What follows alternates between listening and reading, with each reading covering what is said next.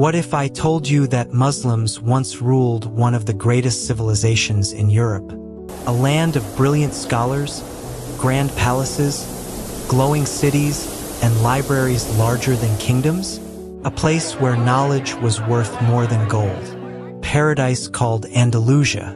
But today, it is gone. No empire, no kingdom, only ruins, and a warning. So how did one of the most powerful Muslim civilizations disappear forever? And could the same thing happen again? There was once a place in Europe where Muslims, Christians, and Jews lived under the same sky, where knowledge was more valuable than gold, where streets were lit at night while most of Europe still slept in darkness. That place was called Andalusia. For nearly 800 years, Muslim civilization flourished in the Iberian Peninsula, modern-day Spain and Portugal. It was not just an empire of power, but an empire of ideas. Its cities were filled with libraries, universities, hospitals, gardens, scholars, poets, engineers, and astronomers. Córdoba was once considered one of the greatest cities in the world. At a time when many European cities struggled with disease and illiteracy, Córdoba had paved roads, public baths, street lighting, and hundreds of thousands of books. People traveled from distant lands just to study there. Its rulers built magnificent palaces. The scholars translated ancient knowledge. Its physicians advanced medicine. Its architects created wonders that still survive today. And above all, Andalusia represented something rare in history, a civilization where faith and intellect walk together. But empires do not disappear in a single night. They collapse slowly, quietly, from the inside first. And when the final fall came, it was not just a military defeat. It was the end of an entire world. How did one of the greatest Muslim civilizations vanish forever? How did paradise become a warning? To understand the fall, we must begin at the rise, because every collapse begins with success, and every empire carries the seeds of its own destruction.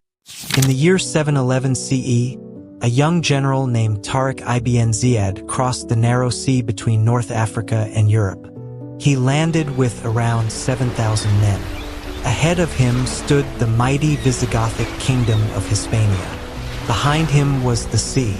Legend says he ordered his ships burned. No retreat, no turning back, only victory or death.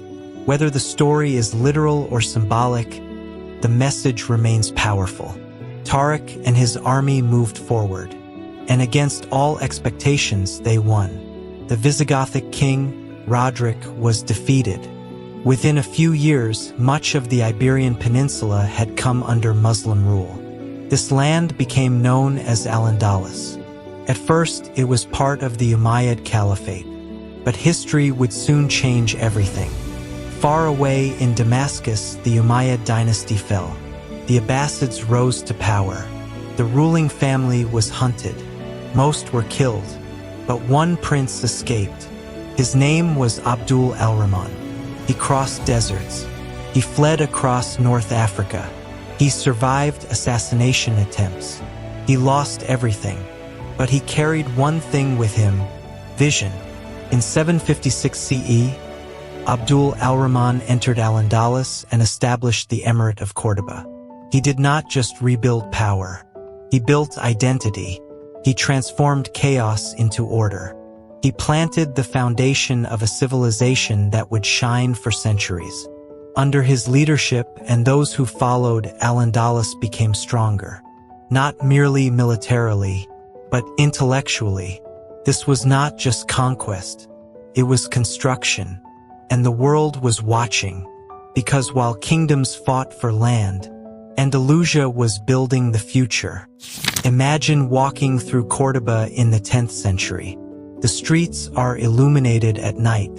Water flows through public fountains. Markets are alive with silk, spices, books, and ideas.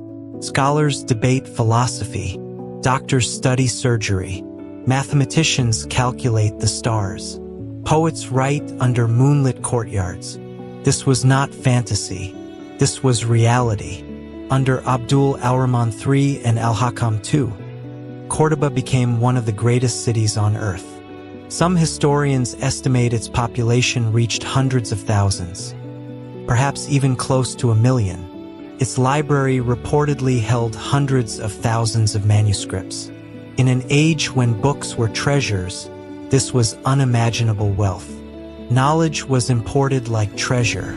Greek philosophy, Persian science, Indian mathematics, Roman engineering. Andalusia became the bridge between civilizations. It preserved knowledge the world might have lost forever, and it improved it. Muslim scholars did not simply copy the past.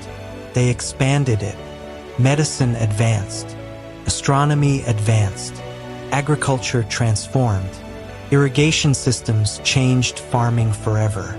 Architecture reached breathtaking beauty. The Great Mosque of Córdoba stood as a symbol of both devotion and genius. This was power beyond armies. This was civilizational power. People often think empires are remembered for conquest, but the greatest empires are remembered for what they build. And Andalusia built brilliance.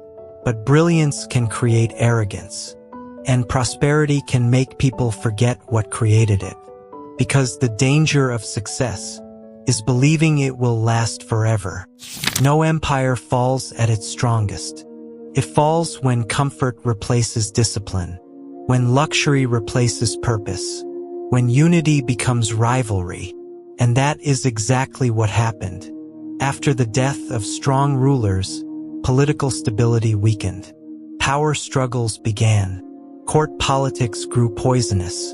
Ambition replaced service. Families fought families. Leaders fought leaders. And slowly, the Caliphate of Córdoba fractured. By the early 11th century, Al-Andalus broke into dozens of smaller kingdoms called Taifa states. Each Taifa wanted power. Each ruler wanted control. Instead of standing together against external threats, they competed against one another. Some even paid Christian kingdoms for protection against rival Muslim rulers. Think about that. The same civilization that once led Europe was now financing its enemies. This was not just political weakness. It was spiritual weakness. Because when people lose shared purpose, they begin selling tomorrow for temporary survival. And the Christian kingdoms of the north noticed. Castile, Aragon, Leon, Navarre. They were growing stronger, and they were patient. This long campaign would later be known as the Reconquista, the gradual reconquest of Iberia by Christian kingdoms. But the real battle was already lost before armies marched. Because division inside is always more dangerous than enemies outside. Empires rarely die from invasion alone. They die from internal decay. And Andalusia was bleeding from within. The walls still stood, but the foundation was cracking. And everyone could feel it, even if few were willing to admit it. At first, the losses seemed manageable. One city, then another. A treaty here, a surrender there. People believed recovery was still possible. After all, great civilizations do not imagine their own ending. They assume decline is temporary. But history does not care about assumptions. In 1085, the city of Toledo fell. This was a shock. Toledo was not just another city. It was a symbol. Its loss sent fear across Al-Andalus. Muslim rulers called for help from North Africa. The Almoravids came. Later, the Almohads came. For a time, they slowed the collapse. Victories were won. Hope returned. But the deeper problem remained. Disunity. No external savior can fix internal decay. Eventually, even these powerful dynasties weakened. Then came one of the most decisive moments in history. The Battle of Las Navas de Tolosa in 1212. It was catastrophic. The Muslim forces suffered a devastating defeat.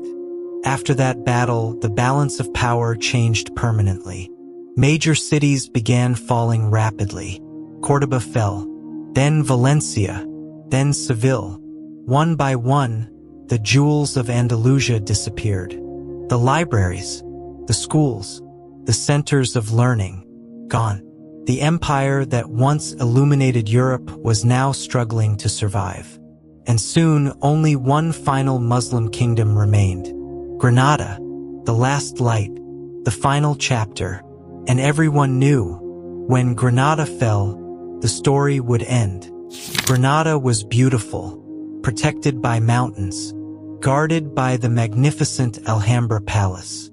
It became the final refuge of Muslim Spain. For over 2 centuries, Granada survived while the rest of Al-Andalus disappeared. It was a fragile survival, sometimes through diplomacy, sometimes through tribute payments, sometimes through political compromise. But survival is not the same as victory. Granada lived under constant pressure. Its rulers balanced fear and hope, and outside its walls, Christian kingdoms were uniting. Then came Ferdinand of Aragon and Isabella of Castile. Their marriage united 2 of the most powerful Christian kingdoms. This changed everything. Now, the Reconquista had unstoppable momentum. Granada stood alone. Inside the kingdom, political conflict returned. Even now, even at the edge of extinction, division continued.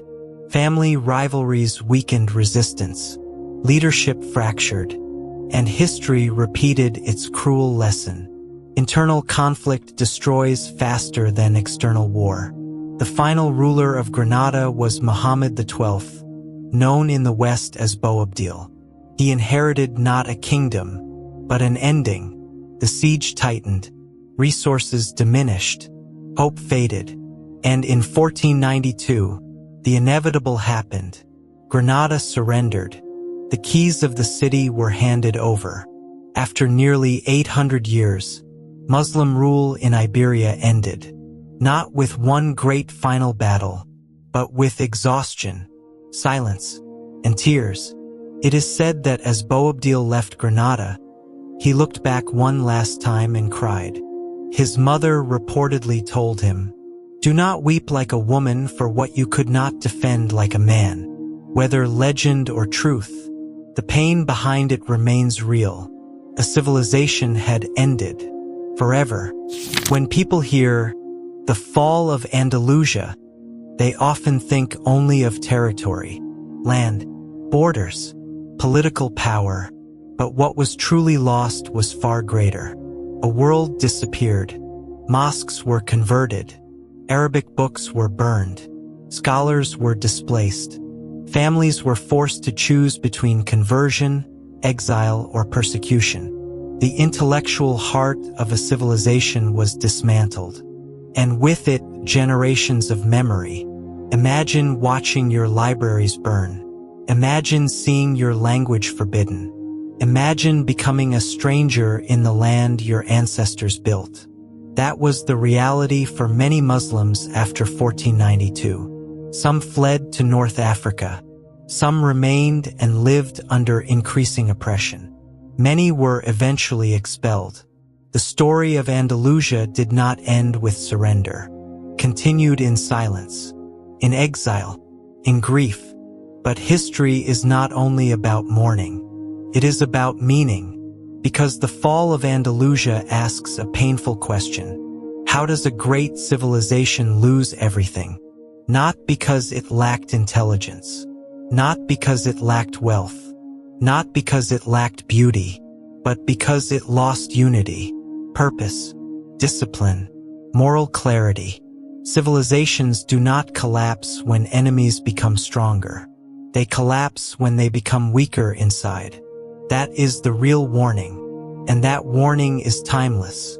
It is a warning, not about the past, but about the future, because the most dangerous sentence any civilization can say is, "It could never happen to us." History has heard that before, and history remembers how it ends.